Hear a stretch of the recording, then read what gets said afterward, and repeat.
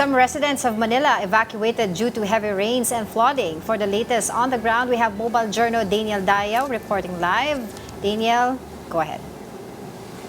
Yes, good morning Angela, Cheska po din. Kasalukuyan ngang bine-verify at nakasilong dito ang ilang kapatid natin sa Barangay 101 Zone 8 ng Tondo dahil nga sa kanilang paglikas sa pagtaas ng ilog ng tubig sa Estero Vitas. So meron ding pagbaha sa ilang parte ng Vitas Katuparan kaya nga nagpasya sila na lumikas muna at pumunta dito. So kung kahapon ay Angela ay may pumunta na dito at around 7 a.m. na mga pamilya. Ngayon ay mas nadagdagan pa. So kung nakikita nyo sa akin likuran, nandito sila, bine-verify. At yung iba naman ay nakapila na for hot meals dahil yung LGU dito is nagpapamigay din ng hot meals. Pero apart from that, Angela, ay meron din silang pag-check up sa mga nurses at doktor dahil nasabi nga ng kagawad health worker na kahapon yung mga lumikas sa galing Riverside ay may nilalagnat na ng mga bata. So around 12 daw na bata yung nilalagnat from Riverside. So apart from that, Angela, merong 149 families ang affected dito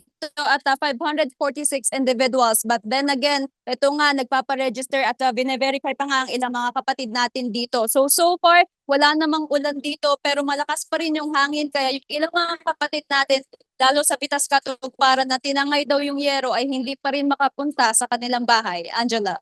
Daniel, which areas pa rin dyan sa buong Manila ang lubog sa baha?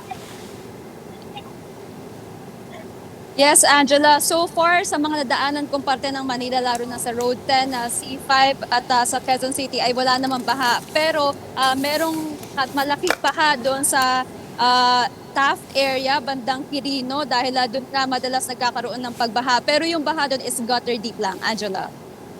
Alright, thank you so much for your time at ingat kayo dyan, Mobile Journal, Daniel Dayaw.